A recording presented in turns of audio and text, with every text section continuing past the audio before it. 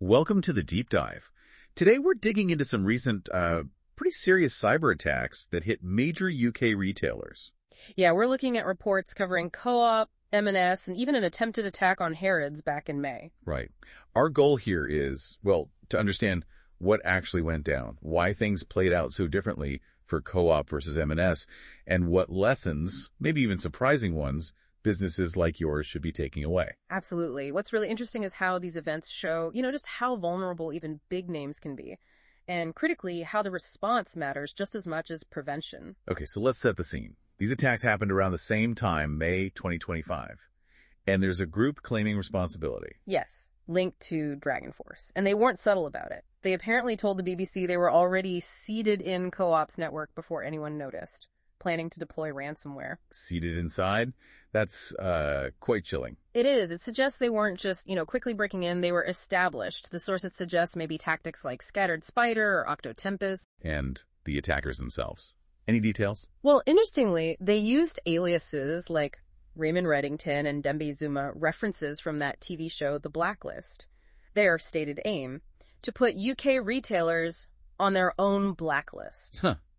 So, but theatrical. A bit. They're also described as operating an affiliate service, kind of renting out their tools and potentially being quite young English-speaking individuals. Okay, so young, English-speaking, using sophisticated methods, and already inside the networks. That's the threat. Now, Co-op. What happened there? Well, Co-op spotted the attack basically happening live, and they made a huge call. Which was? To take their computer systems offline, just shut it all down. Wow. That must have caused chaos internally. Oh, absolutely. Empty shelves, logistics nightmares, you name it. It was immediate, painful disruption. So much so, the attackers actually complained about it. Complained? What? Yeah, they reportedly said Co-op had yanked their own plug, messing up their own sales and logistics. They were sort of, annoyed. Co-op stopped the ransomware deployment. The attackers were annoyed. Co-op limited the damage. That's something. It really shows the impact of Co-op's decision, doesn't it? Experts, like Jen Ellis mentioned in the analysis, see it as a really sensible, though incredibly tough crisis move. So, short-term pain to avoid a much worse long-term disaster like full ransomware encryption. Exactly that. They chose disruption over potential catastrophe. Okay, now let's contrast that with M&S. Their experience was different. Very different. While M&S hasn't explicitly said ransomware, the cybersecurity analysis strongly suggests they were infected. And they haven't denied it. And the fallout. Much more prolonged. Weeks later, they were still dealing with the consequences. Online orders suspended, problems with payments, stock issues in some stores, just ongoing trouble. That sounds incredibly expensive. Massively. One analysis, I think, from Bank of America estimated the cost at something like £43 million per week. £43 million a week. That was the estimate. Plus, they had to admit customer data was stolen, phone numbers, addresses, birth dates. They had to warn customers. So, Co-op acts fast, takes the hit, limits the damage. M&S seems to have been hit harder, facing huge costs and a data breach. It really highlights the difference response makes. It absolutely does. Yeah. And maybe hints at differences in underlying security posture too, perhaps, but it really drives home this bigger point. That cybersecurity isn't just, an IT issue tucked away somewhere. It's fundamental to operating the business. The potential damage isn't theoretical. It's millions of pounds. It's customer trust. It's your ability to function.